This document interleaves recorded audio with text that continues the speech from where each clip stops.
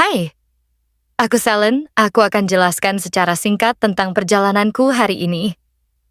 Karena tidak bisa menunggangi kuda, akhirnya aku memutuskan untuk menaiki kuda yang sama dengan Baras. Kami pun berangkat dan tiba di Labelberg sore harinya. Kami berhenti di sebuah pondok kayu yang indah di dalam hutan, dan dengan sigapnya tanpa diminta suamiku itu membantuku turun dari kuda. Sungguh romantis sampai-sampai kedua pipi kami memerah karena saling salah tingkah. Aku sibuk mengagumi pondok kayu itu. Sedangkan Baras memikirkan, apakah steak akan cocok untuk makan malam? Oke, sudut pandangku selesai sampai sini. Malam hari pun tiba. Udara yang dingin membuat mereka duduk saling berdekatan di depan perapian. Dinginnya, ujar Selen. Mendekatlah. Baras meminta Selen untuk mendekatkan dirinya agar tidak terlalu dingin. Aku sudah meminta mereka untuk menjemputmu di malam hari, tetapi sepertinya ada masalah. Baras menyampirkan jubah besarnya untuk melindungi istrinya dari udara malam. Selen menoleh dengan senyum cerah secerah bintang di langit. Apa ada masalah? Ini nyaman dan menyenangkan. Melihat senyuman itu, Baras mengangkat wajah dengan semburat di pipi, merasa malu, lega, sekaligus bangga. Kerja bagus, Jart, batinnya. Terpikirkan sebuah ide, Baras pun bertanya pada istrinya, apa kamu mau minum wine? Ini akan membantumu lebih hangat. Selen menatap wajah suaminya lalu tersenyum, dengan senang hati, menepuk dua tangan tanda senang akan ide itu. Wanita itu punya rasa kepercayaan diri yang cukup tinggi kalau menyangkut soal minuman. Di dunia asalnya dulu, ia adalah peminum yang hebat.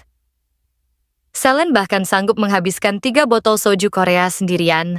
Terlihat jelas dari gambaran masa lalunya yang sedang minum-minum dengan temannya. Jadi menurutnya semua akan baik-baik saja. Apa kau pernah mencobanya? Tanya Baras sambil menggoyangkan botol wine di tangannya, ingin memastikan selera istrinya. Oh, saya tidak suka wine karena rasanya pahit. Jawab Selen masih dengan senyuman. Jika tidak suka wine, bagaimana dengan whisky? Tanya Baras lagi, namun sorot matanya berubah, penuh rasa curiga. Saya menyukainya. Jawab Selen dengan enteng. Mendengar itu, Baras langsung mengambil sebotol whisky, membuka lalu menuangkannya ke gelas. Wow! Whisky, ini pertama kalinya aku minum ini. Seru Selen antusias. Tanpa rasa curiga, Selen menenggak habis gelas whisky itu tidak sadar jika Baras kini sedang mengawasinya. Sambil minum batinnya berujar Selen, kudengar, dia dulu suka minum wine di kampung halamannya. Mereka bilang Selen sangat menyukai wine dari daerah Laponge. Mereka juga bilang alasannya suka meminum itu karena dirinya lemah terhadap alkohol. Dan wine Laponge adalah jenis wine yang kadar alkoholnya paling rendah dibandingkan yang lain. Tapi kenapa tadi dia bilang dia tidak suka wine karena rasanya pahit? Sambil memikirkan hal itu, Baras yang memantau gerak-gerik Selen pun tahu kalau istrinya itu sangat menikmati minumannya. Jadi ia bertanya, apa kamu mau lagi? Selen tersenyum. Senang. Iya mau lagi. Ini enak sekali. Jawabnya riang. Mereka pun melanjutkan aktivitas minum-minum itu sambil mengobrol. Baras yang sempat menaruh rasa curiga terhadap Selen, kini berinisiatif untuk menguak jati diri wanita itu lebih dalam. Kau tahu, ada banyak hewan kecil di sekitar sini. Ujar Baras membuka topik percakapan. Selen mendongakkan kepalanya untuk bisa menatap mata suaminya, mengingat ukuran tubuh mereka yang kelewat jauh berbeda. Tupai atau landak? Tanya Selen penasaran. Mendengar itu Baras terkekeh pelan, seperti kelinci atau rubah. Jawabnya, tadinya aku ingin menyiapkan busur untuk berburu, meski hanya untuk bersenang-senang. Apa kamu suka berburu? Lanjut Baras masih gigih dengan niatannya. Tawa itu menghilang, raut wajah pria itu kembali serius menatap Selen, sedangkan wanita itu malah memikirkan hal lain sekarang. Ini, batin Selen, bukankah ini momen yang pas untuk berciuman? Kedua pipinya memerah, menahan gejolak dalam dada. Tatapan serius itu dan suasana yang hening, ini berbeda dari sebelumnya. Pikir Selen menggebu-gebu. Pengaruh alkohol sudah menyelubungi dirinya. Tapi aku tidak mau ciuman pertamaku terjadi saat mabuk, tapi aku tidak bisa menahannya. Jerit Selen dalam hati. Di sisi lain, Baras tetap pada posisinya, terdiam menunggu jawaban istrinya, meski sedikit bingung karena ditatap cukup lama. Selen yang kelewat pusing, karena berusaha mengimbangi hasrat dengan logikanya pun sontak berdiri, tangannya terkepal sambil menatap Baras, berburu adalah sesuatu yang belum pernah saya lakukan, Selen merasa kepalanya berputar, keseimbangannya pun goyah. Belum sempat jatuh Baras sudah menangkap tubuh Selen, mendekapnya sekilas lantas mengangkatnya dalam gendongan. Jadi kau tidak bisa menahan minuman kerasmu dengan baik ya, batin Baras menatap Selen yang matanya terpejam. Jadi sekarang semuanya sudah jelas, ini bukan hanya perasaanku saja. Kami sudah bersama sejak sebelum malam pernikahan. Pikir Baras yang berusaha mengingat kapan awal dari kejanggalan Selen muncul.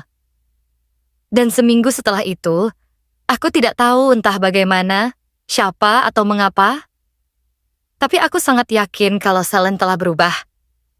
Dia pasti seorang penyihir. Batin pria itu sungguh-sungguh.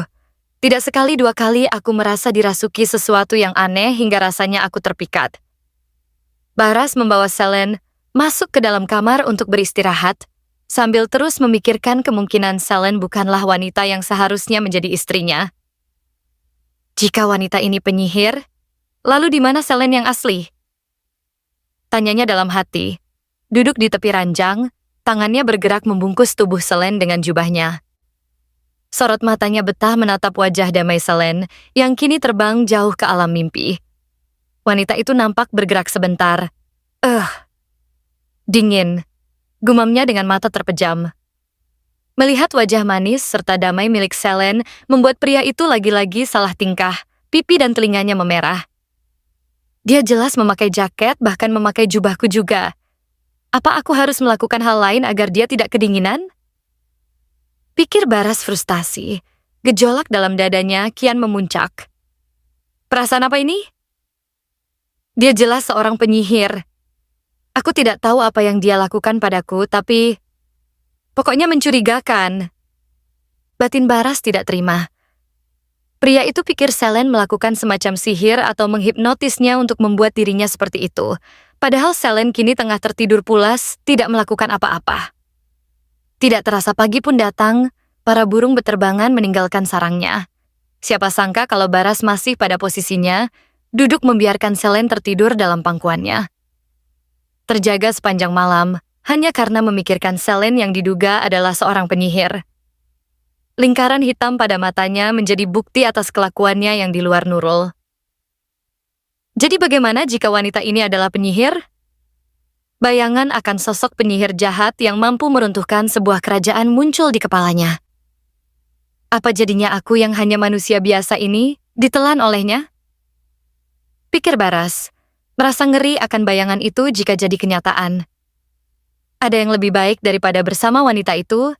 Baras memandangi wajah terlelap Selen, tapi tetap saja aku harus menemukan Selen yang asli. Bunyi roda kereta dan tapal kaki kuda membuyarkan lamunan Baras, menjadi pertanda bahwa Jard sudah tiba.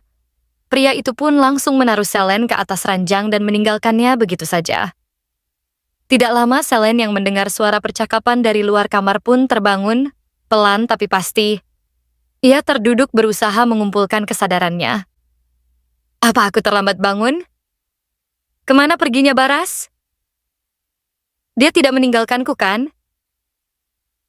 Paniknya begitu sadar. Kini Selen sudah berada di lorong rumah itu, mengikuti kata hatinya untuk keluar dan mencari keberadaan Baras, dengan mengikuti suara percakapan yang menggema di sepanjang lorong. Carilah semua penyihir yang ada di utara, di hari sebelum dan sesudah aku menikah. Perintah Baras pada Jard, ajudannya. Selen menghentikan langkahnya, memilih untuk mendengarkan percakapan itu dalam bayang-bayang alias menguping. Kenapa tiba-tiba bertanya soal penyihir?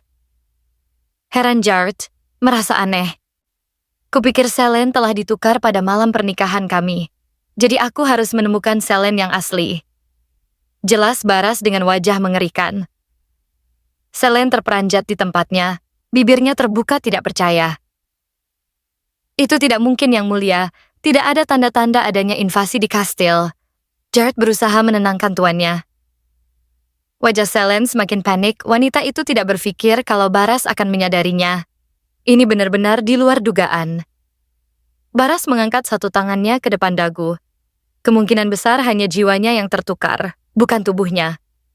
Dengan menemukan penyihir atau dukun di utara, itu akan mempermudah kita untuk menemukan Selene yang asli. Ucap Baras lagi. Di sela-sela percakapan itu, Jared menyadari keberadaan Selene yang asik mengintip, jadi ia menyapanya dengan sopan. Yang Mulia, Anda sudah datang. Tubuh wanita itu tersentak. Cepat-cepat ia berdehem untuk mengusir rasa kikuk yang melanda. Melangkah maju untuk menghampiri keduanya. Namanya Viscount Jared Hein August. Kamu akan sering melihatnya, jadi kenali wajahnya. Ujar Baras memperkenalkan ajudannya. Yang dikenalin kini tersenyum lebar seraya memberi salam. Kita bertemu sebentar kemarin di kandang kuda. Saya menantikan kerjasama yang baik dengan Anda, Yang Mulia. Ucap Jared tulus. Baras memperhatikan percakapan mereka dalam diam, wajahnya datar. Senang berkenalan denganmu, aku juga berharap demikian untuk kedepannya, Sir Jared. Jawab Selene ramah. Setelah itu Jared langsung berbalik menatap Baras serius, seolah-olah setuju dengan ucapannya atas kejanggalan sikap Selene. Pikiran Baras pun melayang, mengingat Selene yang seharusnya sudah mengenal Jared. Jared sudah pernah bertemu dengan Selene di kampung halamannya. Jared jugalah yang pertama kali membawanya. Sebelum pernikahan mereka juga melakukan beberapa percakapan di pusat kota. Lalu kenapa kamu memperlakukan Jared seperti kamu belum pernah melihat dia sebelumnya? Ini tidak diragukan lagi, batin Baras. Sekarang mereka bertiga sudah berada dalam perjalanan dengan kereta kuda. Pakaian mereka juga sudah berganti kecuali pakaian Jared. Di tengah-tengah keheningan, Selene merasa begitu resah, memikirkan fakta baru bahwa Baras sepertinya sudah tahu kalau dirinya bukanlah Selene yang asli. Tidak peduli bagaimanapun aku memikirkannya, sepertinya ini sudah hancur. Batin Selene sambil mengingat reaksi Jared sebelumnya. Bukan cuma Baras yang sadar, tetapi Jared juga kan? Pikirnya lagi. Apakah tuduhan meniru Grand Duchess itu serius? Mungkinkah akan dijerat hukuman mati? Pikir Selene sedih. Sejujurnya jika ada wanita yang identitasnya tiba-tiba berubah, lalu mereka salah paham karena berpikir, aku adalah mata-mata untuk suatu konspirasi besar, maka tidak ada yang perlu dikatakan lagi. Mereka pasti akan menyiksaku dengan brutal untuk mengungkap kebenaran, atau mungkin juga memenggal kepalaku. Batin Selene membayangkan gambaran-gambaran mengerikan tersebut. Dia bahkan sengaja membawa mantanku ke hadapanku. Jadi sebenarnya Baras memang sudah tahu sejak awal kan? Selene mengepalkan kedua tangannya dengan mata terpejam, berpikir, apakah sesulit ini untuk memiliki kehidupan pernikahan yang mulus, hanya dengan berbagi detail kecil dari kehidupan sehari-hari? Tidak, tidak, tidak. Selene menggelengkan kepalanya cepat. Sekalipun aku terjebak dalam sarang harimau, secara sadar aku akan tetap bisa menyelamatkan diri. Yang perlu aku lakukan hanyalah memikirkan bagaimana aku akan bersikap ke depannya. Batin Selene berapi-api. Di sisi lain, Baras melihat ke arah Selene, memperhatikan wanita itu yang begitu kelimpungan dengan entah apa yang ada dalam pikirannya. Pria itu pun tersenyum, kembali memandangi pemandangan di luar jendela. Dia gadis yang lucu, batinnya. Kereta kuda itu terus melaju dalam ketenangan, tanpa tahu ada seekor gagak hitam yang hinggap di atasnya mengawasi gerak-gerik mereka. Gagak itu bukanlah gagak biasa, melainkan ada semacam aura yang menyelimutinya, seolah-olah ada orang yang mengendalikannya dengan energi sihir. Dan benar saja gagak itu kini pergi terbang tinggi, melewati genteng rumah-rumah warga, lalu hinggap di salah satu jari seorang pria bersurai panjang. Anak pintar, ujarnya kepada burung gagak itu. Bagaimana kabarmu? Tanya seseorang dengan tudung kepala, ia berdiri bersandar pada daun pintu. Ya, entahlah. Jawab pria itu cuek, kelewat cuek hingga ia tidak menoleh sedikit pun. Kuharap dia melakukan pekerjaannya dengan benar. Sarkas orang dengan tudung tadi, wajahnya nampak penuh luka di balik perban yang hampir menutupi seluruh bagian tubuhnya. Terlihat mencurigakan. Apa tidak ada hal lain yang dapat kau lakukan selain ini? Sindir pria bersurai panjang, menanggapi sarkasme barusan. Mendengar itu, ia meledak. Apa kau pikir aku mengatakan ini karena aku tidak tahu? Hardiknya penuh amarah. Lowen, suara rendah dengan tangan menyentuh bahu muncul berniat membuatnya tenang. Mungkin ini sedikit membuat frustasi, tapi bersabarlah. Aku dan Vincent akan mengurusnya. Ucap seorang pria di belakang tubuh Lowen. Vincent pun menoleh ketika tahu temannya datang. Dan ini masih dingin Lowen. Pria itu menyampirkan jubah merah ke tubuh wanita yang bernama Lowen itu. Melihat itu, Vincent berdecak tidak suka lalu menerbangkan burung gagaknya lagi. Mereka bertiga nampak misterius, mungkin karena mereka adalah komplotan penyihir di balik kejadian tertukarnya jiwa Selene, seperti dugaan Baras sebelumnya. Di sisi lain, Baras menyilangkan tangannya depan dada. Aku harus pura-pura tidak sadar, ungkapnya dalam hati. Akan lebih bahaya jika Selene merasa tidak nyaman lalu berniat melarikan diri. Lagi pula belum ada bukti atas perubahan jiwanya. Tidak ada cara untuk menemukan jiwa yang hilang jika jiwa itu terlanjur melarikan diri dan kembali ke tubuh aslinya. Strategi kekerasan dan pengurungan juga harus ditunda. Baras memejamkan mata, memikirkan dampak terburuk dari semua itu. Aku tidak tahu untuk alasan apa kau mendekatiku, tapi sampai aku menemukan cara untuk mengikat jiwa kita bersama. Jangan harap kau bisa melarikan diri. Baras menatap Selene yang memberi reaksi bingung di wajahnya. Meski begitu wanita itu tersenyum. Ya, aku tidak punya pilihan lain, Baras mencengkram lengannya sendiri. Mengingat sikap dan perbuatan baik Selene selama ini terhadapnya. Wanita ini begitu lugu, dan aku tidak membencinya sama sekali. Jadi ku harap jiwa asli Selene tidak akan pernah kembali. Sorot pandang pria itu berubah serius. Aku harus mencari tahu dengan cara apapun. Agar jiwa kami bisa terikat satu sama lain, jadi tidak akan ada celah untuk jiwa Selene yang asli untuk kembali. Ditatap begitu intens entah kenapa membuat Selene sedikit mual karena tingkat ketegangan yang kini melanda dirinya. Di tengah rasa cemasnya, terpikirkanlah sebuah ide cemerlang. Daripada mencoba menemukan Selene yang asli, kenapa tidak bilang saja kalau aku hilang ingatan? Pikir Selene. Dengan senyum canggung wanita itu berusaha untuk positive thinking akan nasib dan keselamatan dirinya setelah ini. Toh Selene sangat sering menonton drama di kehidupannya dulu. Entah bagaimana cara itu selalu berhasil, jadi mungkin ini juga bisa dicoba kan? Tangannya terangkat penuh semangat. Baiklah mari kita coba dengan ide hilang ingatan ini. Aku harus bisa meyakinkan Baras kalau aku hanya hilang ingatan jadi tidak ada yang harus dicurigai. Aku yang bekerja di bidang akting pasti bisa melakukannya. Batin Selene masih berusaha menyemangati dirinya sendiri. Baras hanya menatap Selene dalam diam selagi Selene sibuk dengan cara bertahan hidupnya yang baru. Ternyata Baras memiliki kecurigaan lain tentang Selene. Bukan soal laki-laki lain lagi, tapi soal jati diri Selene yang dianggap telah berubah. Karena itu juga, acara pengurungan Selene pun ditunda. Terima kasih buat kelakuan baik. Sikap tenang dan suka tersenyum, miliknya lah yang selama ini bikin Baras nyaman ke Selene. Oh wow. Jadi Baras berharap jiwa asli Selene gak perlu balik lagi soalnya pria itu udah terlanjur jatuh cinta sama Selene yang jadi istrinya sekarang. Lalu gimana ya kelanjutan kisah mereka? Apa Selene berhasil meyakinkan Baras kalau dirinya cuma hilang ingatan? Great. Dan apa Baras berhasil buat ngikat jiwa mereka agar bersama selamanya? Yes. Tunggu video selanjutnya ya. Okay. Thank you for watching. Subscribe for more. See you, Wavers. Bye-bye.